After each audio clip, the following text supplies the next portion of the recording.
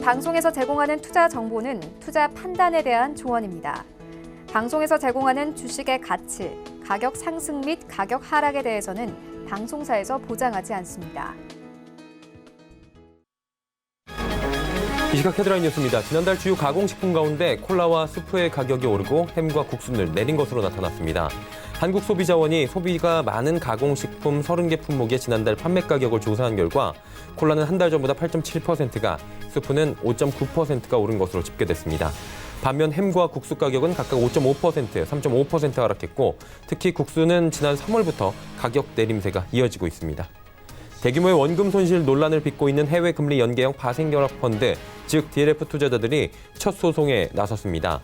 금융소비자원은 오늘 서울중앙지방법원에 우리은행과 하나은행법인, 담당 은행 직원을 상대로 기망과 불안전 판매로 인한 손해배상과 계약 취소 소송을 제기했습니다. 피해 소송 건수는 하나은행 3건과 우리은행 1건으로 투자 원금은 20억 원 규모입니다. 미국 민주당이 도널드 트럼프 대통령의 우크라이나 의혹과 관련해 하원 차원에서 탄핵 절차에 들어가기로 했습니다. 하원을 장악한 민주당이 트럼프 탄핵 절차에 전격 돌입함에 따라 미국 대선 전국이 경랑 속으로 빠져들게 됐습니다. 민주당 소속 낸시 펠로시 하원 의장은 현지 시각으로 24일 기자회견에서 하원이 대통령 탄핵과 관련한 공식 조사를 개시한다며 나는 6개 상임위원회가 탄핵 조사를 진행할 것을 지시한다고 밝혔습니다. 미국 하원이 한미일 동맹의 중요성을 재확인하는 결의안을 통과시켰습니다. 일본의 한국에 대한 수출 규제와 한국의 한일 군사 정보 보호 협정, 즉 지소미아 종료 결정 등으로 한일 관계가 최악으로 치닫고 있는 가운데 나온 결의안이어서 주목되고 있습니다. 결의안은 한미일의 테러와 대량 살상 무기, 인권, 기후 변화 등 글로벌 도전을 해결하기 위한 필수 불가결한 파트너라며 3국은 자유시장과 자유무역을 위한 약속을 공유하고 있다고 평가했습니다. 시청자 여러분 안녕하십니까. 오늘장 내일장 1부 출발하도록 하겠습니다. 서정덕입니다. 일단 시장이 최장 거래일 상승을 오늘로 멈췄습니다. 어제까지 13거래일 상승을 코스피 시장이 이어갔고요.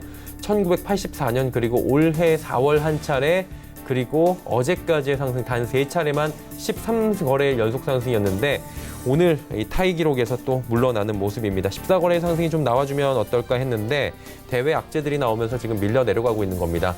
일단 거래소 대비해서 코스닥이 더 많이 빠지고 있는데 이유를 조금씩 설명해 드리도록 하겠습니다. 코스피 같은 경우에는 일단 대외 변수에 취약합니다. 지금 낸시 펠로시 하원 의장이 탄핵 절차에 돌입했다라고 조금 전에 전해드렸습니다.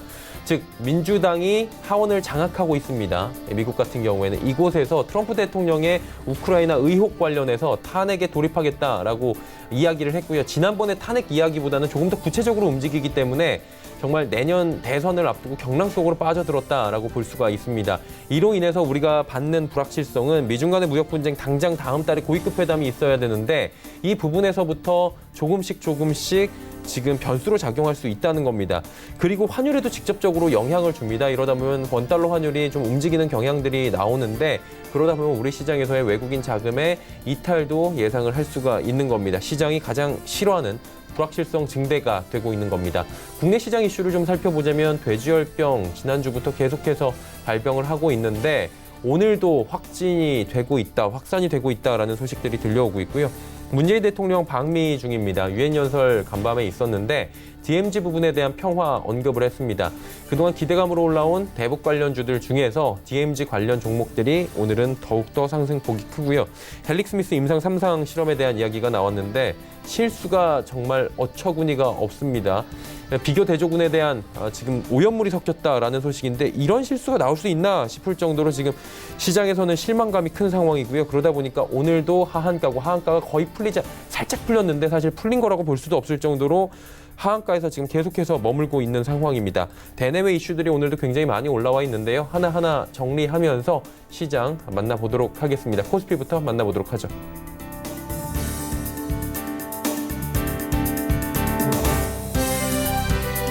코스피가 보시다시피 1% 안팎의 하락입니다. 2080선 지지받고 있는데 일단 코스피가 1차 지지가 2070에서 80선 수준이었는데 여기를 가볍게 뚫고 올라간 바가 있거든요. 근데 이 부분에서 2130선까지 좀 가기가 지금 힘겨워 보이는 상황입니다. 다음 지지선은 2130선인데 일단은 한 차례 밀려 내려가는 모습이고요. 갑작스럽게 지금 시장이 좀 밀려 내려가는 모습들이 보여집니다. 이 급락세로 지금 연출이 되고 있는데 수급 주체 좀 확인해 보도록 하죠. 수급 보시면 기관이 좀 매수를 해줍니다. 오늘은 일단 하락장에서 금융투자 쪽에 프로그램 매수가 들어오고 있는 상황이고요. 연기금이 359억 원 사줍니다. 연기금은 뭐 오늘도 크진 않지만 사주고 있고요. 얼마나 더 사는지 좀 보도록 하겠습니다. 외국인 3,004억 원 팝니다. 자, 시총 상위주들입니다. 삼성전자, SK하이닉스, 전기전자업 중에 오늘 좀 주춤합니다. 그동안에 좀 많이 올라왔고요. 현대차, 미국에 대한 투자 발표하고 최근에 흐름 좋은데 오늘도 하락장에서 상승 흐름 이어갑니다. 네이버가 소폭 하락 나오고요. 자, 6위부터 10위 종목들 살펴보도록 하죠. 현대모비스, LG화학, 셀트리온, 삼성바이오로직스 지금 보합 아니면 하락인데 LG화학의 낙폭이 가장 큽니다. 30만 6천 원까지 밀려 내려가고 있고요. 지금 공매도 좀 나오고 있는 모습이 보여집니다. LG화학 같은 경우에는 지금 주가 하락이 갑작스럽게 좀 나오고 있는 상황인데 실적에 대한 얘기가 나옵니다. 올해 실적이 기대에 못 미칠 것이다 얘기 나오고 있고 사실 LG화학은 삼성 SDI를 보셔야 되는데 삼성 SDI도 비슷하게 밀려 내려갑니다. ESS 화재 부분이 지금 삼성 지금 SDI와 LG화학의 주가를 같이 누르고 있는 형국입니다. 신한지주가 소폭 올라갑니다. 다음 살펴보도록 하죠. LG생건 올라가고요. SK텔레콤도 올라갑니다. 일단 지수가 좀 뒤숭숭합니다. 그러다 보니까 경기 방어주적 성격의 종목들이 오늘은 기지개를 오랜만에 통신이나 금융주들이 켜주고 있고요. 경기 민감주들은 전체적으로 내림세를 보여주고 있습니다. 다음 살펴보도록 하죠. 코스닥은 629.09입니다. 지금 갑작스럽게 코스닥도 2% 가까이 밀려 내려가고 있는데 하루간의 흐름 정리합니다. 코스닥도 장 초반에는 좀 버텨주는 모습도 보였습니다. 637선에서 움직이다가 정오 지나면서부터 1차로 부러졌고요. 그리고 조금 전에 1시 40분경부터 갑작스럽게 또 부러지면서 630선까지 이탈이 됩니다. 650선까지 지금 바라보던 시장이 갑작스럽게 이렇게 밀려 내려오는 건데 수급 추세 좀 확인해 봐야 될 것 같습니다. 개인만 삽니다. 기관, 외국인. 지난주에도 사실 이 수급은 비슷했는데 오늘은 프로그램을 통해서 출회가 되는 매물들도 많이 나오고 있고요. 외국인의 매도 물량도 많이 나오는 데다가 개인들이 많이 받아주는 모습이 지속이 되다 보니 이 사실 수급 상황 자체가 아시겠지만 별로 좋은 상황은 아닙니다. 개인만 이렇게 사는 모습이.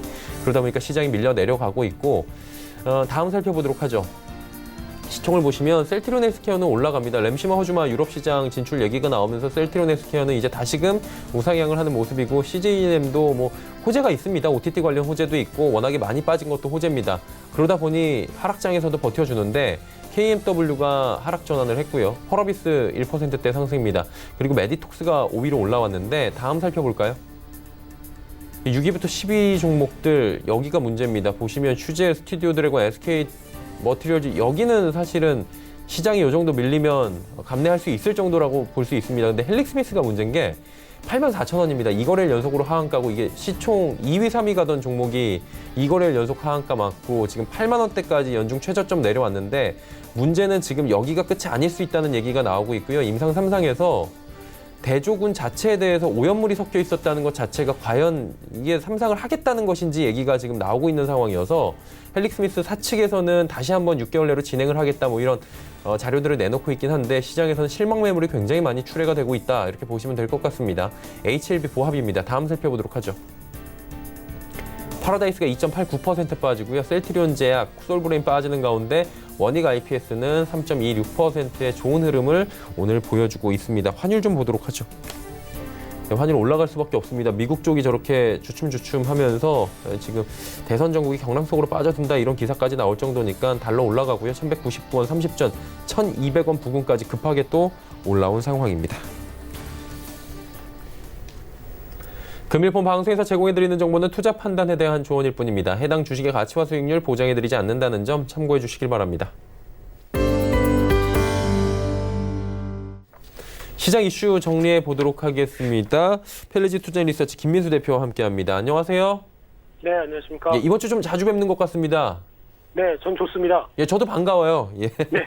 오늘 시장은 안 좋은데 좋은 얘기 좀 그래도 해 주실 거라고 기대를 하고요. 일단 네. 수출입 동향 최근에 나왔는데 좀 어땠는지 이 부분부터 짚어볼까요? 네, 20일자 기준으로 9월 달에 1일부터 20일까지 수출입 동향이 발표가 됐는데요. 이와 관련돼서 이제 가장 또 시장에서 주목하는 게 수출 관련된 데이터겠죠. 이제 어느 정도 하향세가 마무리되고 좀 반전 시도가 나오기를 고대를 하고 있는데 여전히 발표되는 데이터는 그렇게 썩 좋지 못하다는데 무게를 둬야 될 것 같고요. 가장 먼저 규모만 보게 되면은 수출액이 285억 달러, 작년 동기 대비해서 21% 줄었고요. 수입은 269억 달러. 그러다 보니까 11%가 줄었는데 둘 다 줄은 게 별로 그렇게 썩 좋지는 못한 상황들이죠. 왜냐면 또 중간재를 만들어서 수출한다는 관점으로 봤을 때도 수입과 수출이 같이 움직이는 측면들이 제일 좋다라고 바라볼 때 이 또한 부정적이고요. 또 하나 수출이 좀 더 많이 줄고 있습니다. 이 부분에 대한 압박도 이어지는데 또 하나 추이를 지켜봤을 때 그래도 최근 들어서 어떤 하반기로 들어오면서 약 한 6월 달과 8월 달 부근때 나왔던 지표 약 전년 동기 대비 13%대 하락대에서 거의 바닥권을 만들지 않을까라고 기대를 했는데 오히려 21%대로 추가로 하락폭을 더 키우다 보니까 일단 여전히 하반기의 수출의 개선 모멘텀은 적겠구나라고 보여지고 있는 지표라고 봐야 될 것 같고요. 그런 차원으로 봤을 때 10개월 연속 하락세 그런 여러 가지 부진한 모습들 다 내포하고 있다고 봐야 될 것 같고요. 하지만 추석 연휴가 이어지다 보니까 조업 일수가 좀 감소했습니다.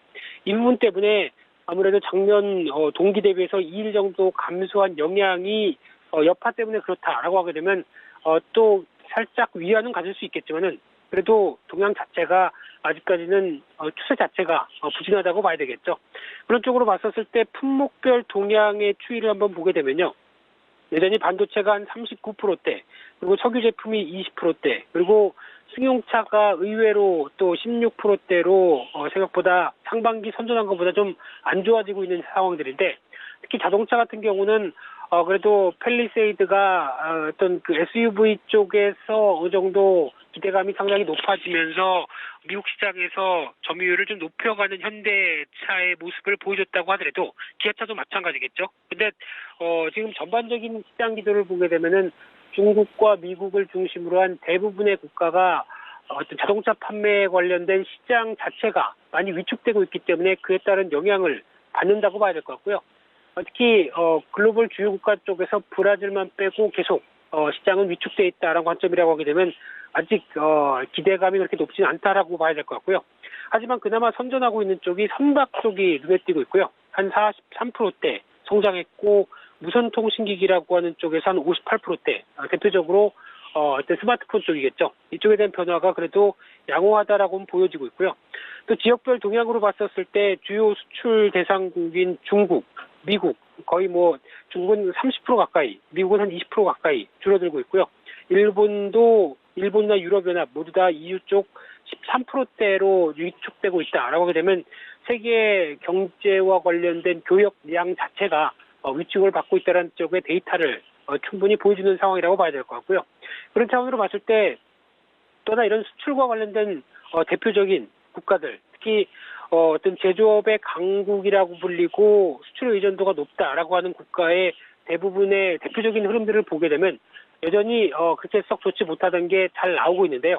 특히 독일이라든가 일본 모두 다 수출 증감률을 보게 되면은 작년부터 이어졌던 부진한 흐름들 계속 이어지고 있는 가운데 살짝 독일이 이번 하반기부터는 조금 개선되는 모습들이 나오지 않나라고 어떤 추정이 되는 흐름들이긴 하지만은 여전히 대외 여건이 취약하다는 관점 쪽에서 수출 의존도가 높은 국가는 이런 식의 부진한 모습들이 나오고 있구나라고 바라보고 있는 상황들이고요. 그와 함께 또 연결되는 9월 달에 발표된 그린북의 동향까지 한국은행에서 발표하는 경제 동향이겠죠. 이쪽을 같이 살펴보게 되면은 7월 달에 생산은 증가세가 유지됐는데 수출이나 투자가 부진하다. 약간 살짝 좋은 얘기 해놓고 안 좋은 얘기도 계속 보여지는 상황들이고요. 이런 부진하다라는 표현이 6개월째 지속이 되고 있는데 그린북 창간 이후에 가장 긴 기간 동안 얘기를 하고 있다고 하다 보니까 그런 현실이 그대로 반영돼 있지 않나라는 생각이고요. 또 하나 그렇다고 하더라도 4월 달이나 5월 달 같은 경우는 광공업 생산이나 설비 투자, 수출 모두 다 부진한 쪽으로 진단을 했는데 이번에는 수출과 투자만 부진하다라는 쪽이다 보니까 상대적으로 범위는 좀 축소됐다라는 또 다른 작은 위안도 갖고 있는 상황들이고요. 그런 측면으로 봤을 때 설비 투자나 전 산업 생산 같은 경우는 일단 무엇보다 변동성이 좀 크게 움직이다가 살짝 우상향하는 모습들로 돌아간다라는 관점 쪽으로 봤을 때 일단 좀 안정권으로 가지 않을까라는 기대감은 높다고 보여지고 있는데요. 그렇다고 하더라도 소매 판매 같은 경우는 여전히 부진하고요. 특히 내수 관련된 자동차 판매가 6.8% 줄어든 모습이라든가 건설 투자가 2.3% 줄어든 모습들 여전히 갈 길은 먼 흐름이라고 봐야 될 것 같고요. 또한 8월 소비자 물가 같은 경우도 농축수산물, 석유류 이쪽이 가격이 안정돼 있다라는 표현을 썼는데 이게 과연 가격 안정일까요? 아니면 정상적인 인플레이션이 작용을 하면서 물가가 점진적으로 반영되는 수준을 못 반영한다고 봐야 될까요? 그러다 보니까 지난달 생산자 물가지수가 0.8%대 하락한 모습들과 같이 연결해 보게 되면 일단 그렇게 마냥 좋아할 상황은 아니라고 봐야 될 것 같고요. 그런 차원에서 만약에 이번에 아프리카 돼지열병과 관련돼서 축산물 관련된 쪽의 가격이 어떤 지금 도매가가 움직이는 것과 마찬가지로 급등하는 현상이 나온다라고 하게 되면 또 다른 또 부정적인 효과가 나올 수도 있다는 점도 염두를 할 필요가 있을 것 같고요. 따라서 결론적으로 보게 되면은 기존의 낙수 효과라고 하는 수출이 내수를 어떻게 끌고 갈 수 있는 여력도 지난 흐름들로 봤을 때 수출이 좋았을 때도 해당되지 않았다라고 하게 되면 여전히 수출 부진에 대한 여파는 경제 전반적으로 장기화 그리고 부정적인 영향이 계속 진행되고 있다는 쪽으로 바라봐야 될 것 같고요. 이런 쪽으로 봤었을 때 가장 중요한 거는 정부의 역할이라고 봐야 될 것 같은데 통화 정책뿐만 아니라 재정 정책까지 강화해서 경기 활성화를 계속 시켜야 될 필요가 있지 않을까 하는 쪽에 대한 좀 당위성이 계속 나오는 지표다 그렇게 봐야 될 걸로 보여지고 있습니다. 그리고 삼성전자의 탕정지구에 대한 투자 계획 발표로 조금 이슈가 되고 있는 게 디스플레이 시장에서 중국 추격을 좀 따돌리겠다라는 의지인 것 같아요. 지금 디스플레이 시장 어떤지 시장 포인트까지 한번 짚어주시면 어떨까요? 네, 디스플레이 업계를 보게 되면 솔직히 지금 어렵습니다. LCD 관련된 쪽에서 어떤 중국이 물을 많이 흐리고 있다는 관점 쪽에서 봤었을 때 중국이 공급을 계속 늘리고 있죠. 그러다 보니까 LCD 패널 가격의 추이를 본다고 하더라도 43인치형 계속 작년의 흐름에서 계속 떨어지고 있는 추세다라고 하게 되면 LCD 쪽에 대한 단가가 패널 단가의 압박들이 아무래도 어떤 정상적으로 진행을 하기가 좀 힘든 상황으로 봐야 될 것 같고요. 그런 물량 공급이 나오다 보니까 당연히 중국이 LCD 시장 점유율이 작년부터도 이제 1위로 올라갔고 한국은 그 예전의 디스플레이 강국에 대한 이미지가 좀 떨어지면서 다시 2위권으로 격차가 반대로 나오고 있는 상황들로 보여지고 있는데요. 이런 흐름대로 자세하게 보게 되면은 일단 중국 정부의 보조금 지급이 가장 중요한 원인이라고 봐야 될 것 같습니다. 저희가 보통 알고 있는 중국 제조 2025가 2015년도부터 이제 시행이 되는데 그러다 보니까 2016년도 같은 경우 지금 이어지고 있는 상황 쪽으로 봤었을 때 보조금 관련된 쪽이 약 한 30조 원 가까이 지급이 되는 흐름들로 나오고 있고요. 그런 차원으로 봤었을 때는 어떤 물량을 밀어내기 쪽으로 나오는 변화가 이어지다 보니까 당연히 나오고 있는 수익성이 그렇게 썩 좋지 못해도 보조금 쪽으로 지급이 완료가 되다 보니까 상대적으로 중국 쪽에 대한 업체들의 시각들은 일단 물량을 밀어내도 그렇게 큰 수익성의 압박은 없다라는 관점 쪽으로 나가고 있고요.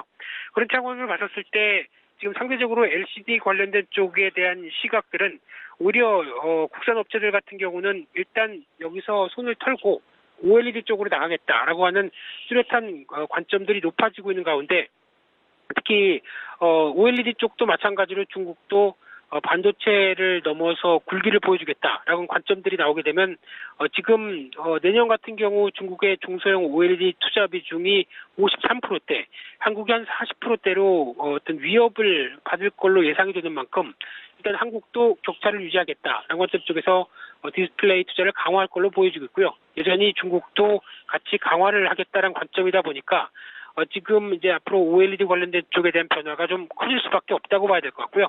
그런 측면으로 봤을 때 지금 앞으로 OLED 패널과 관련된 쪽으로 보게 되면은 무엇보다 지금 모바일 관련된 중소형 OLED 폰에 쓰이는 패널이 상대적으로 가장 내년 그리고 2023년까지 많이 성장할 걸로 보여지고 있고요.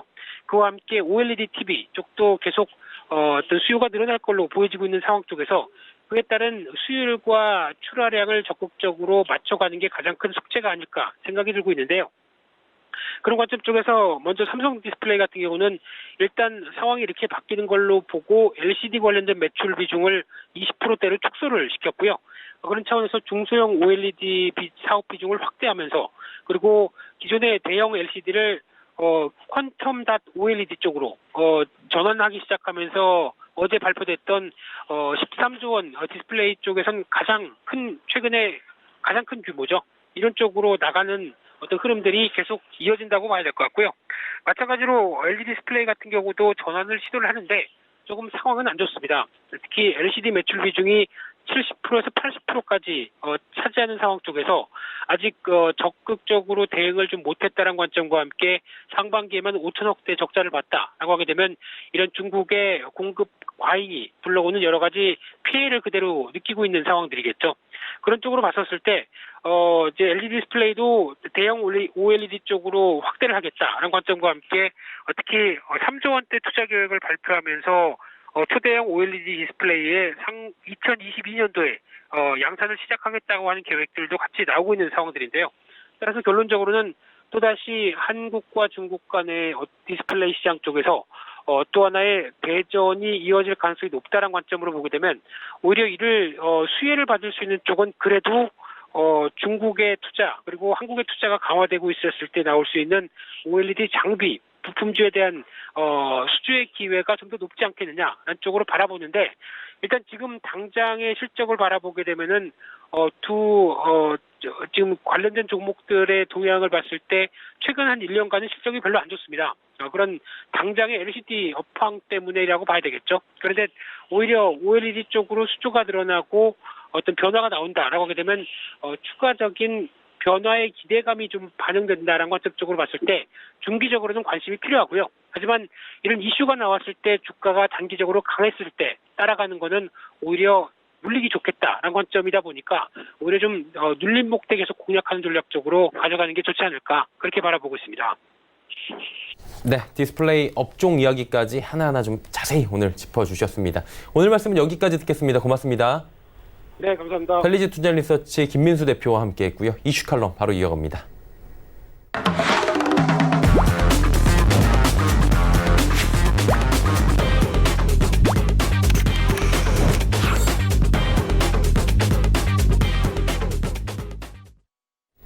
네, 이슈 칼럼 바로 이어가도록 하겠습니다. 오늘은 SPM 김형진 대표와 함께합니다. 대표 안녕하세요. 예, 안녕하십니까? 예. 시장이 지난주까지는 잘 가고 어제까지도 어떻게 이렇게 표현을 해도 될지 모르겠지만 어떤 분들은 꾸역꾸역 올라온다라고 얘기를 하더라고요. 그리고 결국에는 오늘 대외악재 좀 무너지는 모습들을 보여지는데 조정이라고 봐야 되는 겁니까? 아니면 그냥 악재에 잠깐 이렇게 무너지는 거라고 보면 되는 겁니까?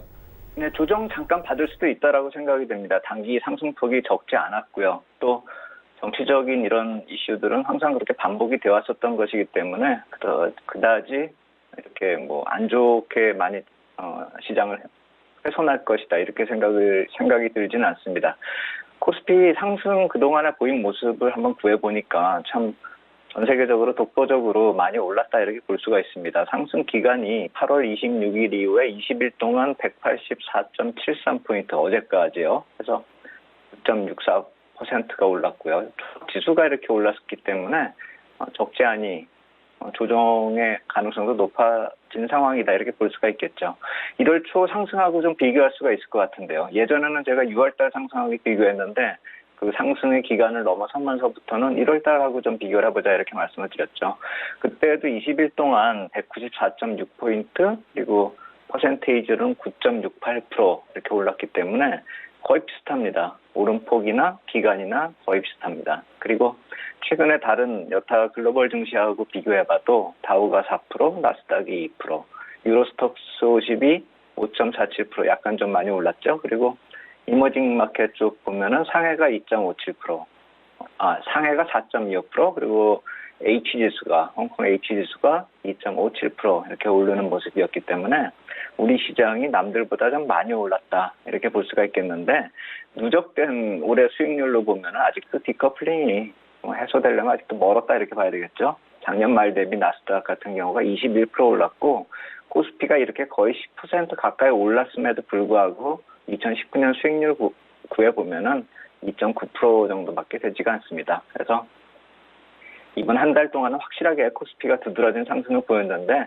이번 상승이 과연 다른 나라보다 좀 이렇게 다른 나라를 비트해가면서 좀 올랐느냐 이렇게 보면 아니다 이렇게 봐야 되겠고, 또 하나 우리가 이번 상승에 좀 체감적으로 착각이 되고 있는 두 가지를 골라본다면은 코스닥이 상대적으로 좀 약했다 우리가 이렇게 인식을 하는 경우가 있는데, 코스닥은 이틀 전에 고점을 쳤는데요. 그 고점까지 같은 기간 같은 저점을 기록했던 날부터 수익률을 구해보니까 11.35%나 올라와서 코스닥이 상대적으로 약했다 이렇게 보기도 힘들고, 비슷한데 조금 더 올랐다 이렇게 볼 수가 있는 것이고요. 그리고 최근에 장세가 연기금이 사서 억지로 올리고 있다 이렇게들 이제 이유들을 대고 있는데, 그런 매도를 계속하고 연기금 쪽에서요. 그리고 개인만 산 코스닥은 그쪽에서 더 상승이 좋았던 건 어떻게 해석해야 되느냐, 이런 두 가지 점을 우리가 좀 살펴봐야 되겠죠. 그래서 시장 흐름을 분석하는 데 있어서 단순하게 접근하기보다는 어닝 시즌 직전에 나타나는 디커플링에 대한 반작용이 과거의 1분기, 2분기에도 나타났듯이 이번 3분기 이전에도 다시 나타나고 있다, 반복되고 있다 이렇게 보는 것이 맞겠다 이렇게 생각이 되고, 단지 그 1분기, 2분기 실적 시즌 이전에 나타났었던 상승보다 이번이 좀 탄력적으로 이렇게 상승이 나타나고 있는 것이 과연 어떤 특별한 의미가 있고 배경이 있을까, 이걸 살펴보면은 이번 조정 이후에 어떤 장이 나타날 수 있을까, 이것도 또 한번 예측을 해볼 수가 있겠죠. 그래서 통화정책이나 무역 분쟁에 가장 큰 피해 입었기 때문에 반작용으로 해석되는 건 당연할 것이고요. 여기다가 추가적으로 경기나 기업 실적의 턴어라운드 가능성도 이제부터는 좀 볼 필요가 있다라는 것이죠. 그 부분을 좀 더 세부적으로 들여다볼 필요가 있다라고 생각이 돼서 오늘은 좀 그쪽을 좀 세부적으로 말씀을 드리도록 하겠습니다. 네. 시장 상황에 대한 지금 현재 구간에 대해서 설명을 좀 해주셨고요. 이제 한 가지 좀 여쭤보고 싶은 게, 지난주까지 저희가 봐야 되는 게 통화정책 이벤트들이었어요. BOJ도 있었고 FOMC도 있었고 ECB도 있었는데, 이것들이 기대감만큼 그렇게 크게 우리 시장에 영향을 주는 것 같지는 않은데 어떻게 보는 게 좋겠습니까? 예, 그렇죠. 매파적이었다 다들 이렇게 인식을 하고 있고 시장도 그렇게 인식을 하고 있죠. 근데 만약에 보수적 스탠스가 이번 FOMC만 특별하게 그렇게 했었는가, 이걸 좀 따져보자면은 과거에도 크게 달랐었던 점은 없었다라는 점을 한번 살펴봐야 되겠죠. 그리고 더 적극적이었다라고 한다면, 표현을 더 적극적으로 표현했다면 시장은 과연 상승했을까? 이거에 대해서도 한번 생각을 해봐야 되죠. 만약에 추가 금리 인하 전망을 했을 때 그게 주식시장 쪽으로 좋았을까요? 그걸 한번 생각해 본다면 채권시장으로, 지금도 채권시장은 조정을 보여도 연초에 비하면 상당히 강세를 보인 그런 시장인데, 만약에 금리 인하 전망을 해서 채권 가격이 더 올라갈 것 같다, 더 강세가 될 것 같다 이렇게 표현을 해버리면은 채권 시장에 대한 지나친 쏠림 현상이 더 심해지겠죠. 물론 단기적으로는 안 그럴 수가 있겠지만 중기적으로는요. 그래서 과연 전체 자산 시장에 도움이 될까 하는 점, 그 점을 생각해 본다면은 이번에 표현이, 점진적인 표현이 오히려 지금 상황에서 어울린다 이렇게 생각이 될 수가 있겠고요. 올해부터 2021년 이후까지 모두 다 이제 25bp 인하로 나타난 그런 전도표를 발표했기 때문에 이제는 추가 1회 금리를 당분간 시장의 컨센으로 좀 작용이 될 것이다 이렇게 봐야 될 테면, 결국 금리 정책의 영향력은 이제 급감했다 이렇게 봐야 되겠죠. 그렇다면은 이제 통화 정책에 이어서 거기에 재정 정책이 가능할까, 이러한 변수가 거론이 될 것이다 이렇게 생각이 돼야 되는데, 그러한 변수가 지금 시기적으로 보면 정치적으로 유럽 쪽이나 미국 쪽이나 이렇게 수장들이 바뀌고 있는 듯한 그런 분위기이기 때문에 당장에는 그게 가시화되기가 힘들지 않을까. 그렇다라고 한다면 통화정책이나 재정정책을 떠나서 아까 말씀드린 QE 쪽에 대한 그런 기대감이 나타나야 된다는 것이죠. 그래서 FOMC 회의 그 당일에 다우지수가 한 211포인트까지 하락을 하다가 점도표 발표하니까 211포인트까지 쭉 밀렸다가 거기서부터 돌려 세워가지고 다시 플러스로 돌아서는 저점 대비 한 260포인트가 올라온 그 모습에 대해서 한번 우리가 의미를 찾는다면은 파월 의장의 QE에 대한 코멘트, 이것을 좀 우리가 봐야 된다는 것이죠. 시장의 기대가 어디를 보고 있는지 그대로 나타났었던 그 시장 흐름이라는 것입니다. 특히나 QE는 파월 의장의 코멘트가 생각보다 더 빨리 대차 대조표 확대 필요성이 있다, 그날 그렇게 말씀하셨는데 그거 말 끝나자마자 이미 시작됐다 이렇게 봐야 됩니다. 그래서 금리 인하보다 시장이 더 급한 반응을 보였다. 이것에 대해서 유동성 공급에 대한 힌트를 우리가 답을 찾을 수 있는 것이 그다지 긴 시간이 필요하지 않았다라는 것은 제가 아마 지난주에도 말씀을 드렸었던 국채 입찰 규모가 3분기에 가장 많았었던 물량들이 실질적으로 이루어지고 나서 납입 결제 수요가 도래했었다 이 말씀을 드렸죠. 그러면서 정책적으로 단기 유동성 공급이 되고 있다 이 말씀을 드렸는데 이 9월 말하고 10월 말까지 이어지는 대강 한 3천억 불 전체적인 규모 그리고 1,300억 불 정도 증가되는 그런 규모가 나타나고 있는데 거기에 대해서 FRB가 이제 추가적으로 유동성 공급을 10월 10일까지 1,050억 달러를 투입시키고 그 이유는 그 이후의 상황을 보면서 결정하겠다 이렇게 얘기한 걸 보면은 QE가 이미 이루어지고 있고 물론 예전과 같은 성격은 틀리지만 앞으로도 이어질 것이다 이렇게 봐야 되겠죠. 그렇다면은 시스템은 건재하고 있고 정책은 지속된다.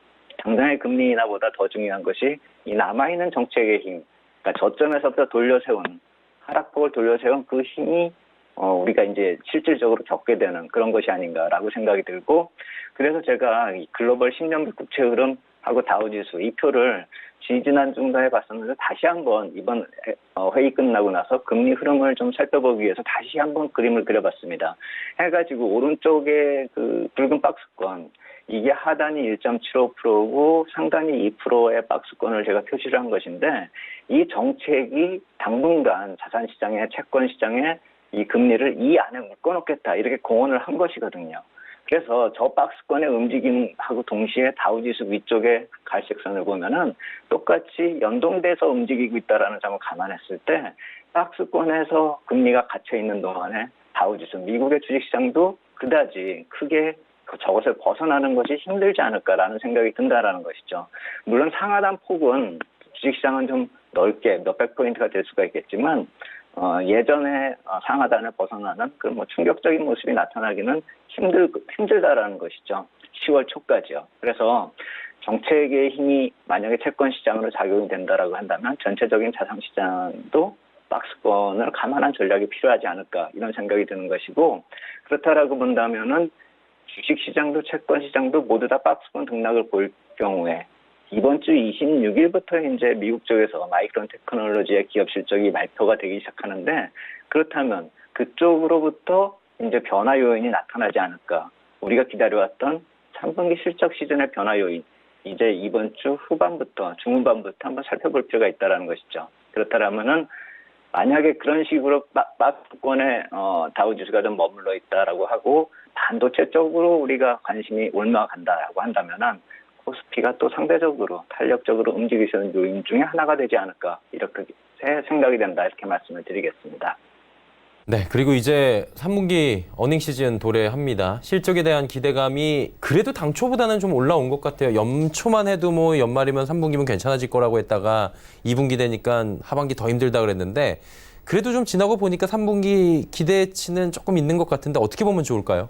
예, 그렇습니다. 특히나 이제 정책 같은 경우는 6개월 정도 뒤에 본격적으로 이제 나타나기 마련이기 때문에 우리나 미국이나 금리 인하 같은 그런 정책의 효과가 이 3분기 후반부 쪽부터 나타나지 않을까라는 생각이 들고 그렇다라고 본다면 주가는 조금 더 미리 반영이 될 수가 있겠죠.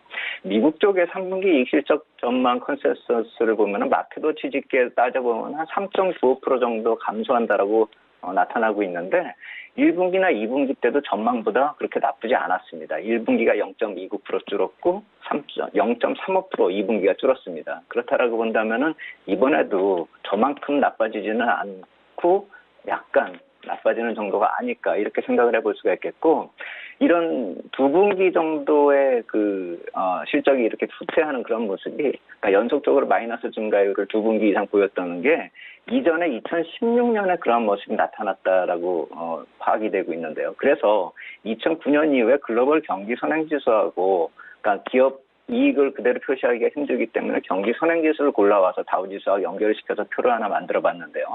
왼쪽이 2012년 이전의 조정이고 가운데가 2014에서 2015년 경기 조정 그리고 맨 오른쪽이 이번 조정인데요. 그렇다라고 본다면은 2016년의 기업 실적 악화가 현실화될 때의 모습이 가운데인데 그때 주가 많이 빠지지 않았다라는 것이죠. 그리고 경기 흐름에 있어서도 그때의 흐름하고 지금의 높이가 거의 비슷하게 악화가 돼서 안 좋은 것이 이미 반영이 되고 있다라는 것이죠. 그렇다라고 본다면은 2016년처럼 큰 조정 나타나지 않고 옆으로 기면서 박스권 흐름 속에서 다시 반전이 나타날 수 있는 그 상황이 그때하고 아주 비슷하고 또 유동성 공급이 나타나고 있다는 점도 그때하고 아주 비슷하다라는 것이죠. 그래서 2016년 이후에 2017년은 우리가 생각을 해본다면 코스피는 박스피를 벗어나서 엄청나게 큰 상승이 나타났었는데 그런 것을 지금 논하자는 건 아니죠. 다만 경기 반전이 예측 불가능한 거 주가하고 똑같은 것이기 때문에 확인될 때쯤이면 훨씬 높은 주가가 만들어져 있을 것이고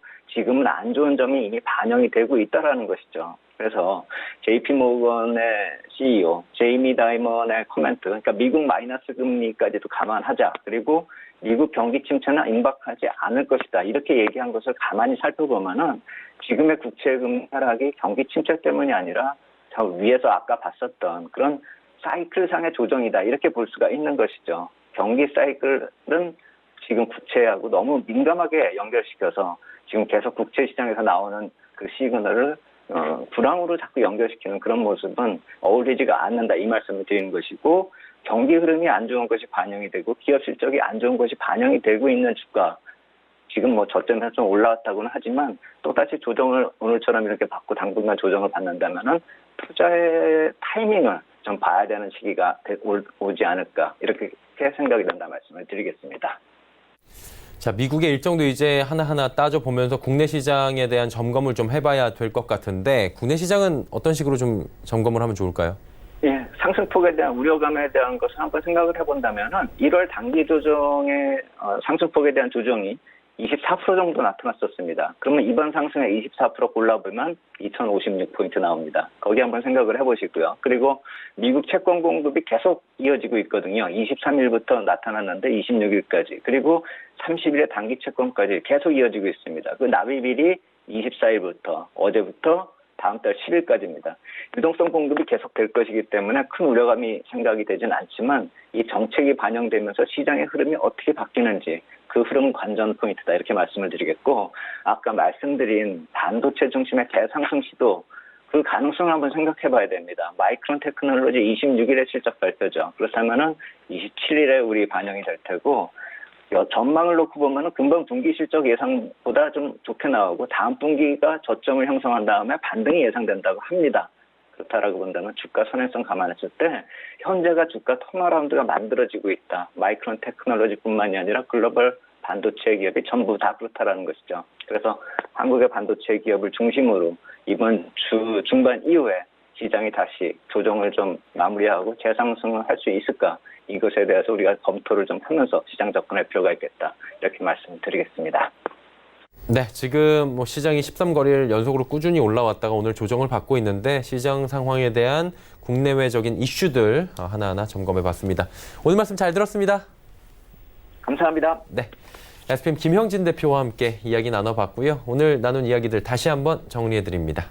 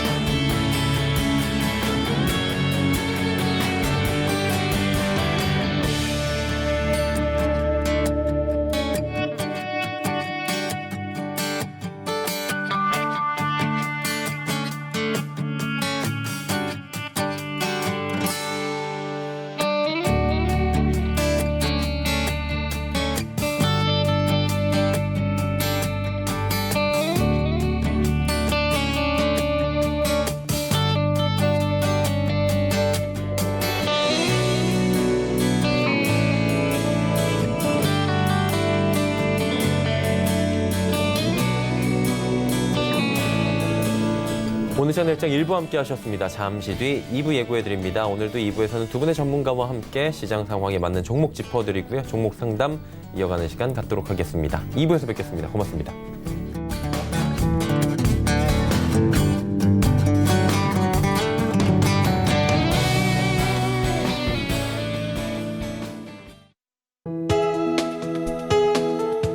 방송에서 제공하는 투자 정보는 투자 판단에 대한 조언입니다. 방송에서 제공하는 주식의 가치, 가격 상승 및 가격 하락에 대해서는 방송사에서 보장하지 않습니다.